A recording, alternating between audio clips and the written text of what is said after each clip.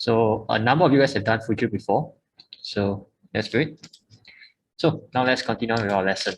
So by the end of this module, you should be able to understand the importance of an effective presentation and differentiate between MOI and content-based presentation, understand what to take note of before, during, and after the MOI-based presentation, as well as how to sequence one, yeah?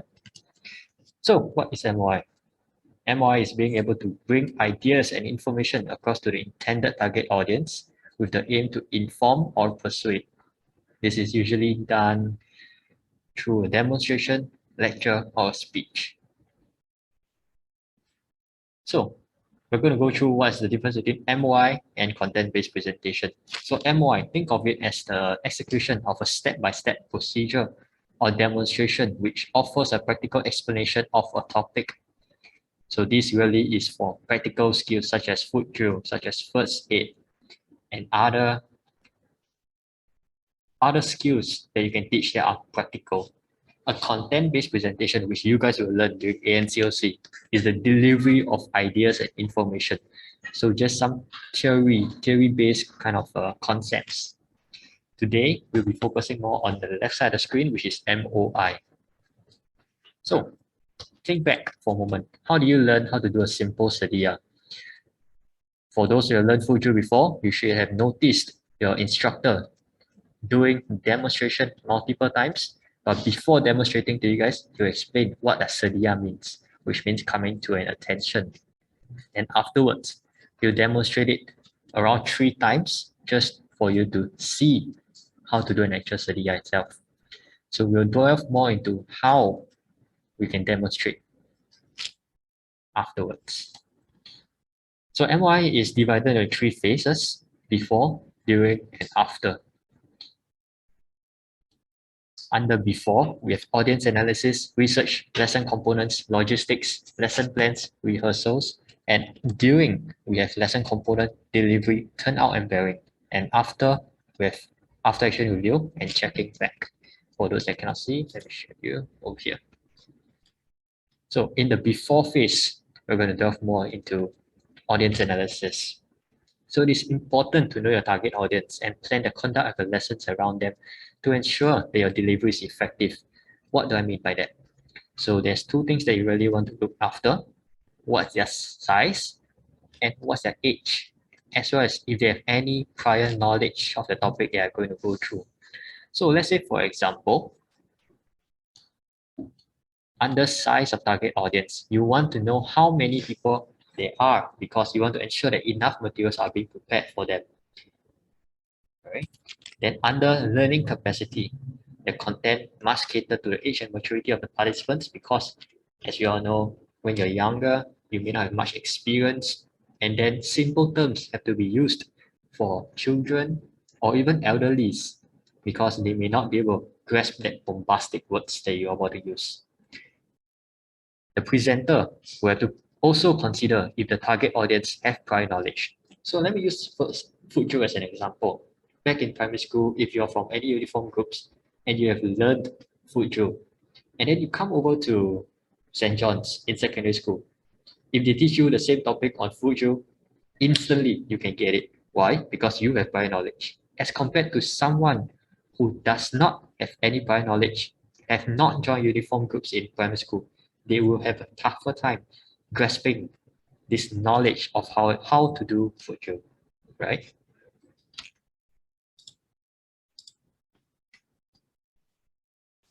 So after the audience analysis, we do some research. We want to ensure that all the information that we disseminate to our audience are all correct and that there's no doubts about any of the information that we give. And after research, we move on to logistics and preparation while ensuring that all logistics are prepared for and are in working condition so that everyone involved in the demonstration are also proficient in the use of the training aid that has been prepared. The location-wise, you can consider indoor or outdoor, the restriction on noise levels, the disruption. All of these factors have to be considered before you choose an appropriate venue. So some of the questions to take note of: how early should the logistics be prepared? Do I have enough time to make alternative arrangements? And if the training aid is faulty, are they in working condition or not? Is there an alternate venue to be prepared if the venue is chosen is deemed unsuitable? So while demonstrating, these are some formations that you can choose to ensure that all of your audience can look at you. The key here is to ensure that all the audience can see you. So we have ranks of 3, clusters of groups of pairs, chairs to the front, in a U-shaped formation. In a typical MOI for food drill, we usually choose the U-shaped formation because it ensures that every one of our audience can see the demonstration that we are doing and pay close attention to whatever moves that we are doing during a simple food drill. So now we come to the most important part of our lecture, which is lesson plan. So a lesson plan is useful because it guides the presenter in ensuring key considerations are met. In the lesson plan itself, you have to allocate time to each of the components of the lesson, and it will serve as a reference during the lesson if the presenter is unsure of the next lesson component or even have digressed from the intended topic. So please pay close attention to this part of the lecture because there will be a coursework that requires you to create a lesson plan. So please refer to slide 15 and 16 on the next slide over here. Wrong. Please look at page 16 and 17. So over here, you can see the lesson plan sample. First, you identify the venue, the target audience, the duration, and objectives. Right? Then afterwards, you focus on the lesson schedule. And these activities are activities that you'll do during an MOI. So I'll just run through a few of them, and afterwards you'll delve more into details. Settling down, introduction to elevation sling. After that, you demonstrate, and then you debrief them. Before you debrief them, there should be a practice as well. A phase where they can practice how to do the topic that you want to do. So for example, in this case over here is that the objective of the lesson is to build a tie and elevation sling. So in the practice phase, the audience will have to practice tying and elevation sling. So identify the contingency plans as well as logistics that they will require as well. Under rehearsal, rehearsal should be conducted to familiarize oneself with the lesson plan and ensure that any other people involved in this presentation are sure and clear about their individual roles and responsibilities. So now we move on to the during phase, one of the most important part of MOI itself. So it is recommended that the following 5 components are present in your lesson. And these 5 components are explanation, questions, demonstration, practice, and debrief. Let me go through them one by one. So in explanation, we really want the explanation to be simplified and easily understood. So here's a negative demonstration or negative example of an explanation. An arm sling is used when your forearm is fractured or the joints of your forearm is dislocated. This sling helps to immobilize your injured arm and give it support. This is not simplified and can be understood, but it's really not simplified. What you really want in an explanation is an arm sling is used to immobilize and support a fractured, dislocated lower arm. So I do not have to go into details of what does a fracture mean. I really want to go into detail of what an arm sling does.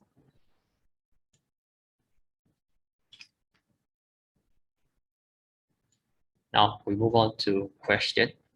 Under the same during phase, we move on to question where you state your rules of when to ask, such as questions only are to be asked at the end. And then afterwards, you cater for dedicated timings for questions so that the audience does not disrupt your lesson. some questions you can prepare before so that you can check for understanding. So for example, right now I'm going to show you guys a question. Dania, are you there? Yes. Hi, Dania. So in the during phase of an MOI, what do you begin with? What component do you begin with?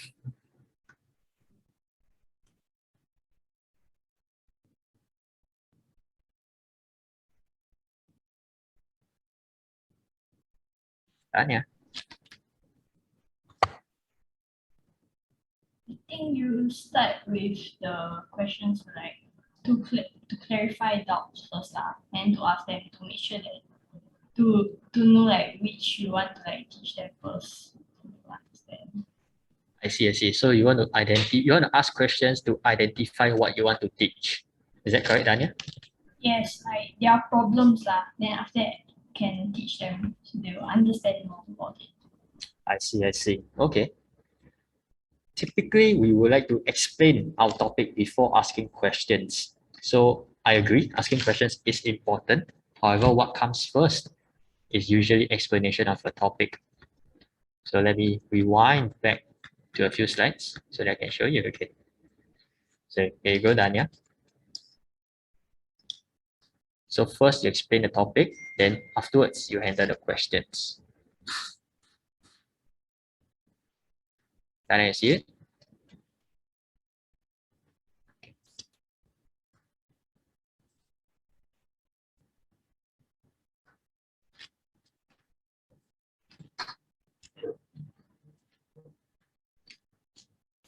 Right. So after the questions, we move on to demonstration, where trainees are able to see the demonstration and understand the demonstration.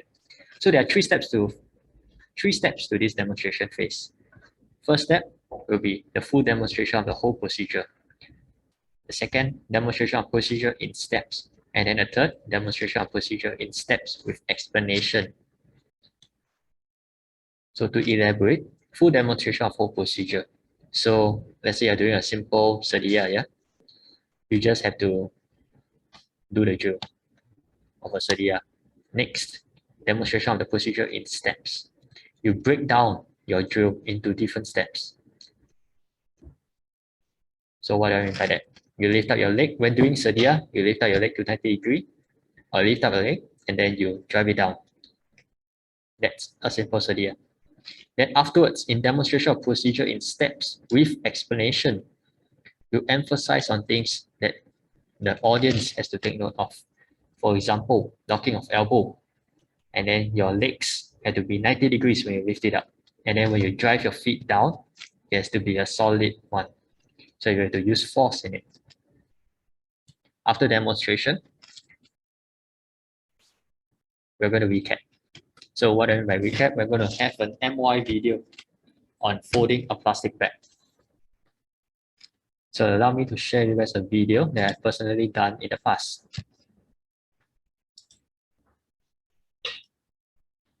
Right, so this video is done when I have just enlisted, so I'll be bulk. So let's get on with it. Can you guys hear the sound? Just give me a thumbs up if you can hear the sound. No. You guys can hear the sound? No. Okay, give me a while.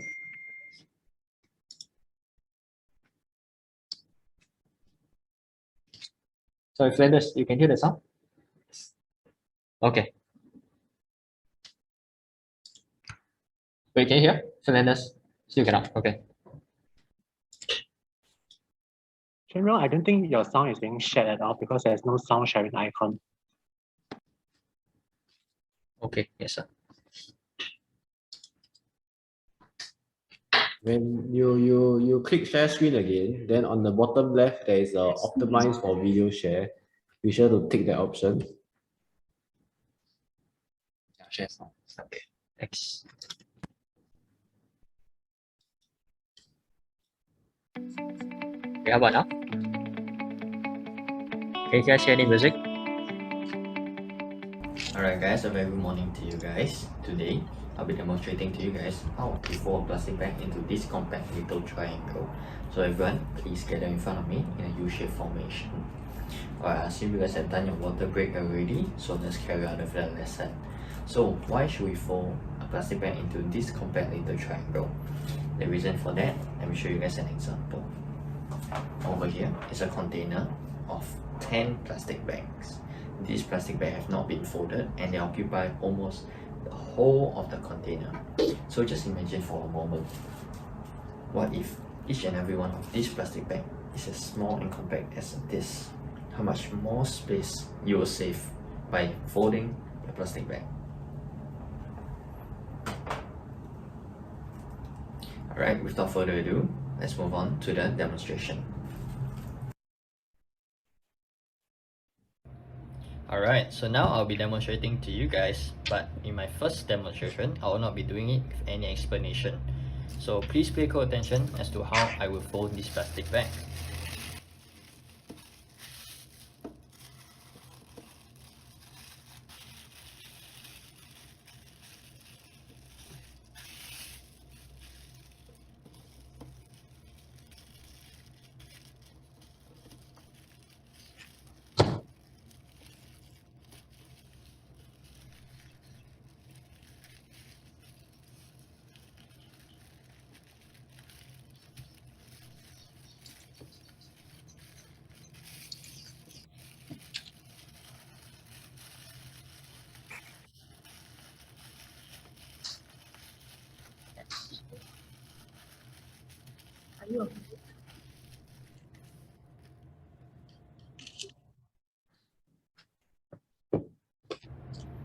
Okay, so now I'll be demonstrating it to you guys with steps. So first, take the ends and place it like that. Next, the other end, go over the first end so that it forms this shape. Now, at the side of this one, we form a triangle. The triangle goes inwards, and then now the triangle goes outwards.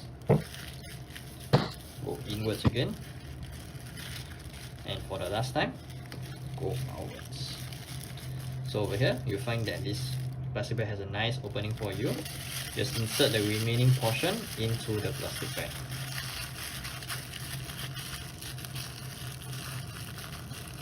And over here, you should receive a compact size of the plastic bag.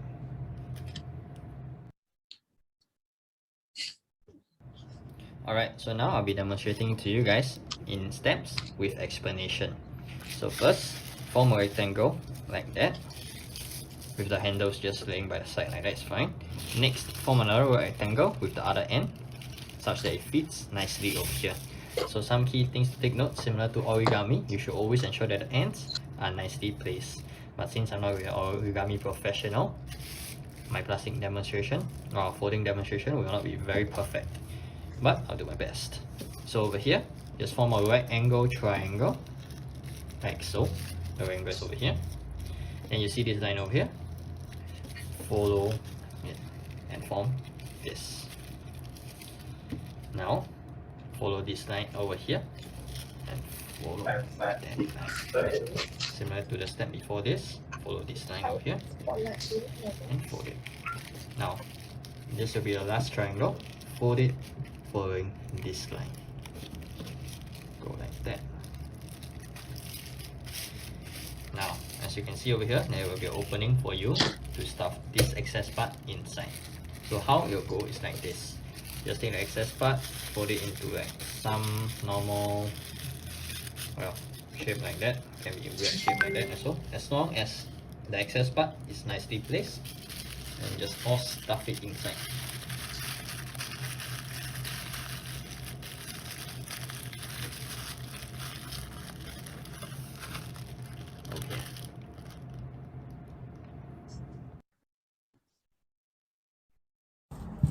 Alright guys, now that you guys have seen the demonstration, it is time for you guys to practice. But before we move out to practice, I need to point out a common mistake that might occur later.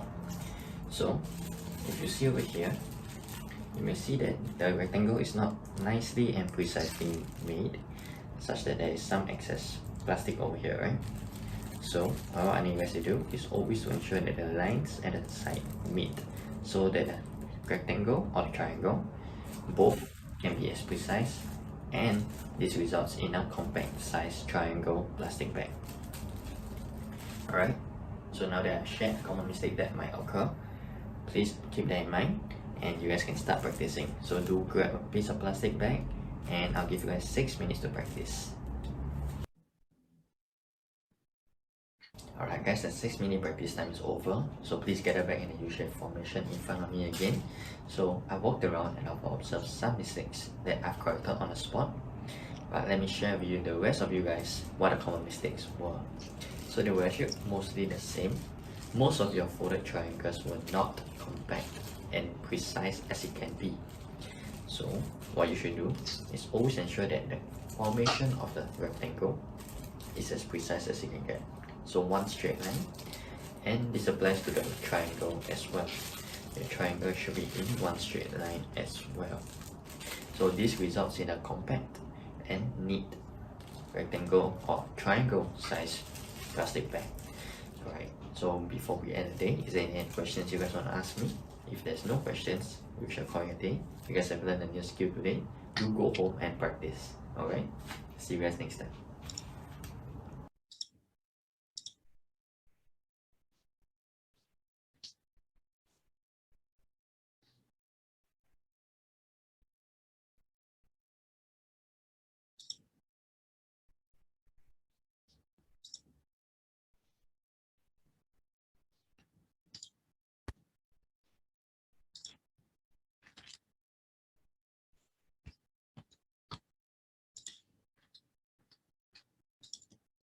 Okay, welcome back.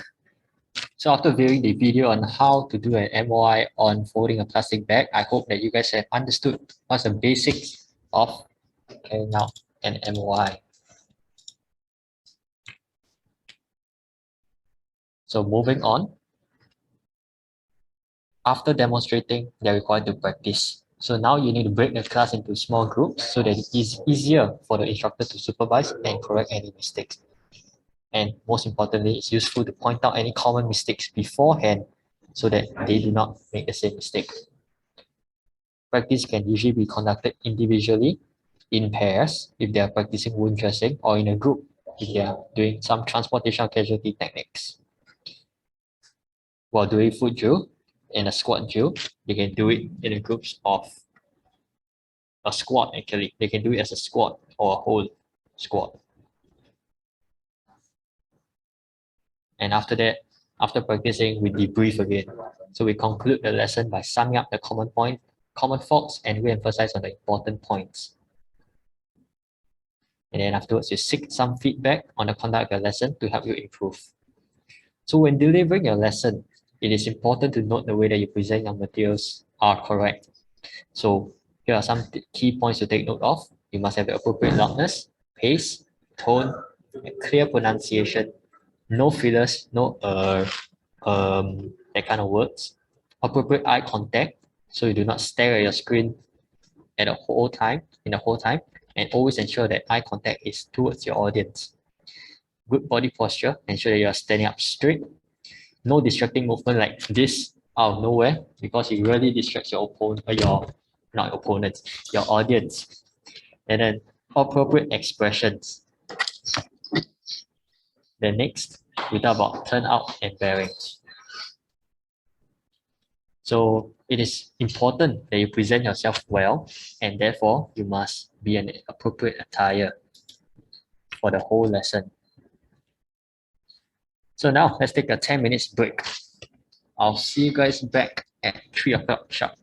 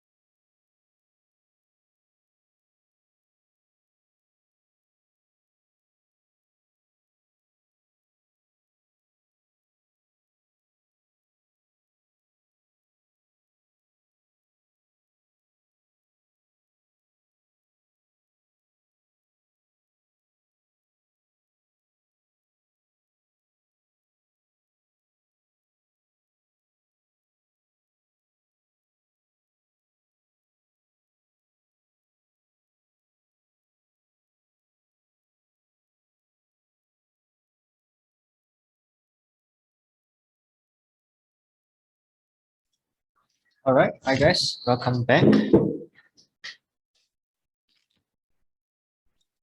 I'm gonna need to see most of your faces.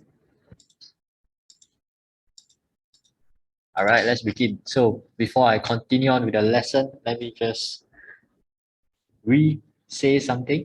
I believe there's an error that has to be pointed out immediately. So the lesson component starts with explanation. Then after explanation, you move on to demonstration. And after you demonstrate, that is when you ask questions.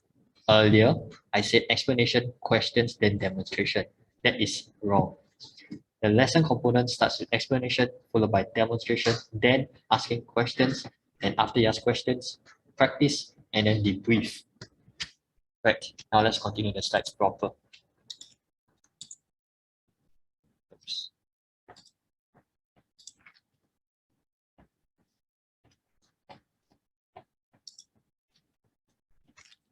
So now we'll be moving off into the different breakout rooms, and then this is when we'll do the activity on creating a lesson plan on how to teach senior citizens how to scan a QR code for trace together purposes.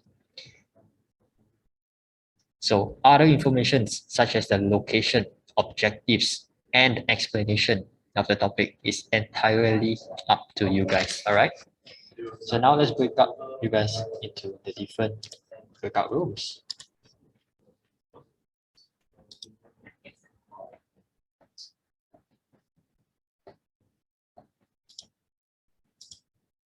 Hope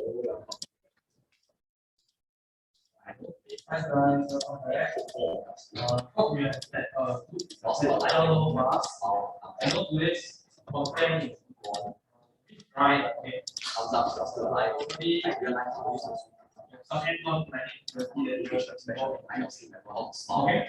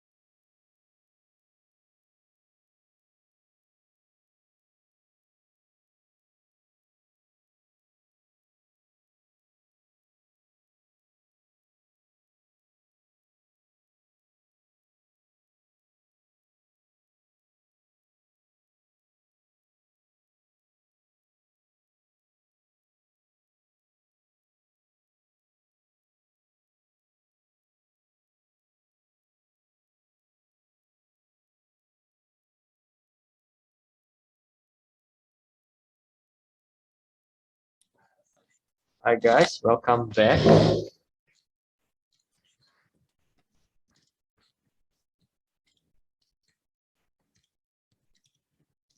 Warriors.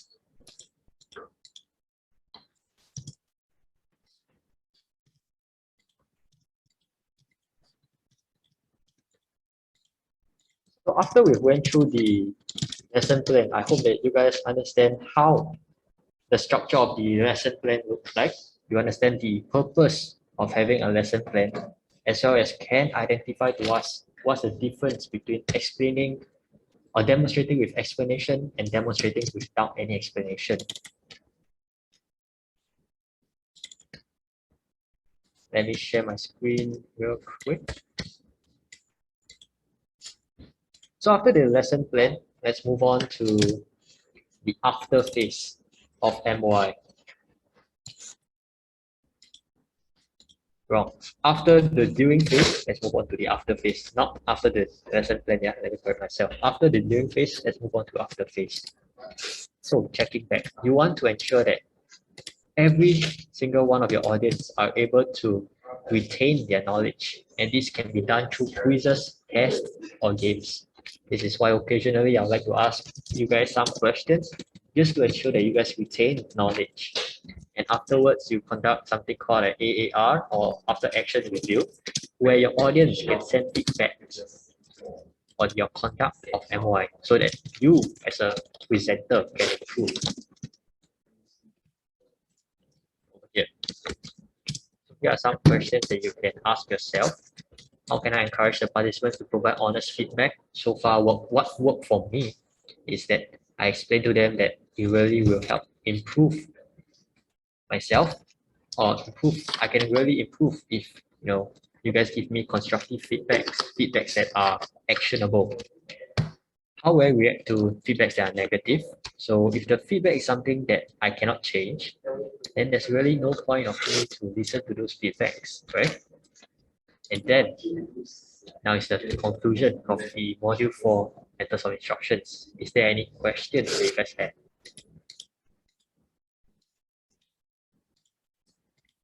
Just give it 10 more seconds. Donovan, is there any question?